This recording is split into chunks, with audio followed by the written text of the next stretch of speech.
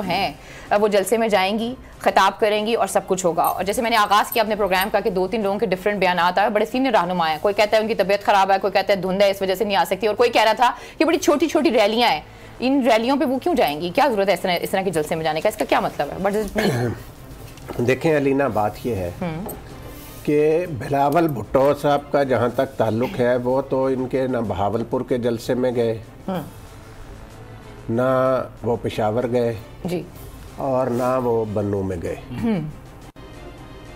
मौलाना फजल रहमान साहब गड़ी खुदा बख्श नहीं गए। ठीक हो गया।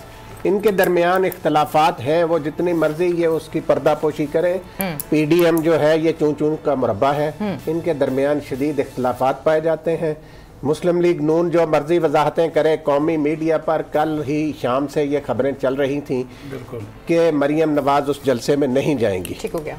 इसलिए कोई कहता है कि धुंध की वजह से नहीं गई, कोई कहता है धुंध अपना बीमारी की वजह से नहीं गई। धुंध भी सही बात है, बीमार होना भी सही बात है, बंदा बीमार तो हो नहीं नहीं, ये धुंध जो है वो सुबह पड़ती है। सुबह अगर इस वजह से प्रोग्राम रात तक जाने का प्रोग्राम होता तो सारा मीडिया तो कल शाम से ये चला रहा था कि मरियम नवाज नहीं जाएंगी। जो बीमार हो जाना होता, मेरी बात सुने, मेरी बात सुने।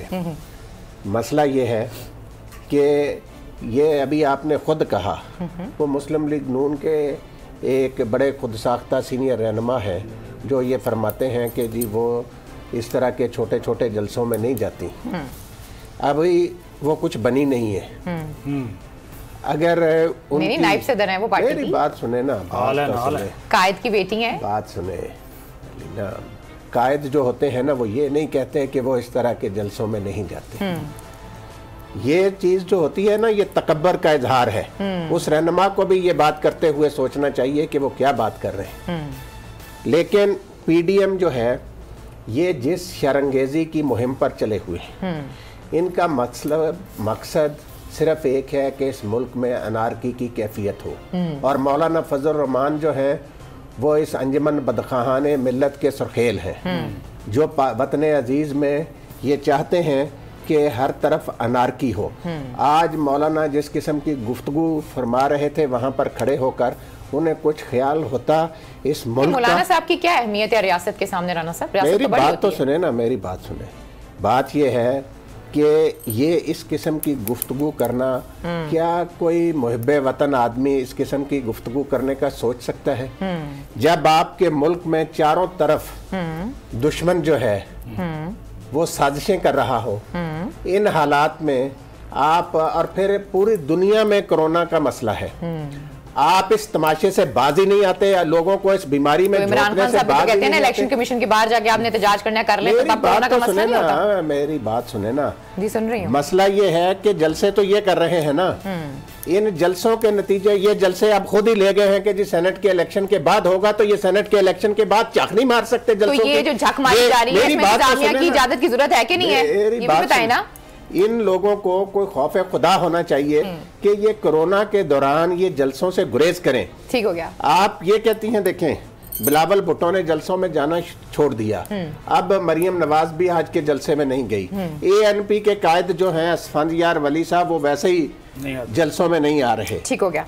तो ये सारी पीडीएम जो है वो किधर जा रही है? आज आके ये मौलाना बेचारे अकेले रह जाएंगे, उनकी अपनी पार्टी के लोग भी उनको छोड़ते जा रहे हैं। मौलाना को चाहिए कि वो देखें कि उनके साथ ये जो इस्तेमाल कर रहे हैं, ये उनको मुस्लिम नवाज शरीफ साहब अपनी करप्शन बचाने के लिए, मौलाना फजल रहमान साहब जिस मिशन पर निकले हैं उसके नतीजे में उन्हें क्या हासिल होगा।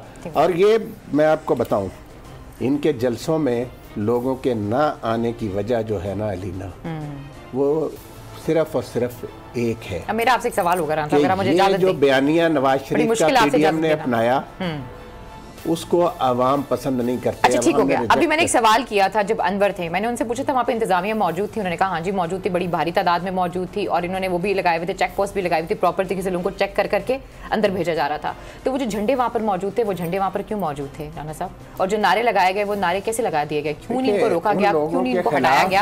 आप कैसे किसी को झंडे अंदर इस तरह के लाने दे सकते हैं? बात सुने, जो सियासी जलसे होते हैं, जमहूरी हुकूमतें जो होती हैं, वो हत्तल मकदूर कोशिश करती हैं कि ताकत का इस्तेमाल न किया जाए। ठीक हो गया राना साहब। लेकिन एंटी स्टेट आप चीज नहीं कर सकते ना। एंटी स्टेट जो भी काम हो रहा हो, एंटी स्टेट जो एलिमेंट हो, उनके खिलाफ कार्रवाई करनी चाहिए रियासत को।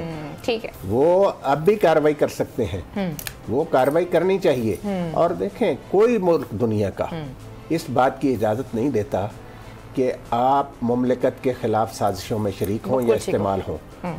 इंतजामिया की नाअहली है ना इसके अंदर, हम ये कह सकते हैं, उनके झंडों के अंदर आना, इस तरह लहराए जाना। इंतजामिया की नाअहली नहीं है, आप कह सकते हैं इसको। मसला ये है कि ज़रूरत इस अमर की है कि इंतजामिया को अब मसलहत का शिकार नहीं होना चाहिए। ठीक हो गया, अच्छा सही है। एकदम मरियम नवाज साहब रात तक आ रही थी, तो आपसे मेरा वही सवाल है, सुबह मुलाकातें, टेलीफोनिक रब्ते भी हुए हैं।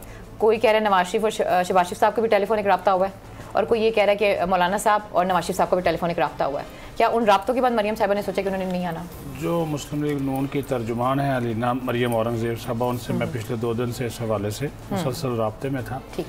कल उनका एक जवाब आया, उसमें उन्होंने कहा कि हमारा एक डेलीगेशन जो है वो इसमें शिरकत करेगा कल कोई इसी वक्त कोई 7-8 बजे के करीब।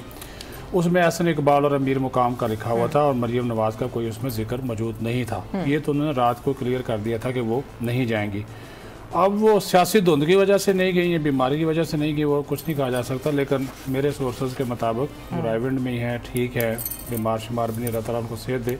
अच्छा, तो वो बीमार शुमार नहीं है। दूसरी जो आप बात कर रही हैं मौलाना की, मौलाना ने बिल्कुल रब्ता किया नवाज शरीफ से, हर दूसरे तीसरे दिन बाद उनकी मुलाकात होती है।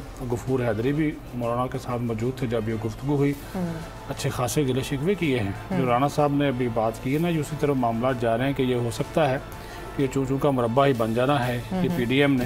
और ये जो आज शो हुआ है, ये तो पीडीएम के नाम पर जेयूआई फे का शो था।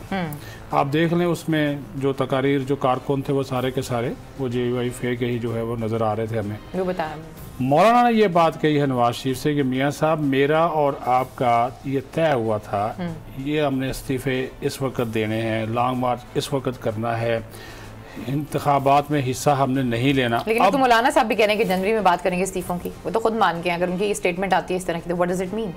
अभी मैं मुकम्मल कर लूँ तो इजाज़त तो उनका उसके बाद उन्होंने यही बात कही कि जो इस्तीफों का मामला है, ज़िमनी इंतखाब का है, सेनेट का है, तो वो एक बात उन्होंने कही, उन्होंने कहा जी आप मेरे से एक बात करते हैं, जरदारी से आप दूसरी बात करते हैं, मरियम नवाज से तीसरी बात करते हैं, और शहबाज शरीफ से जब आपकी बात होती है तो कोई और बात होती है।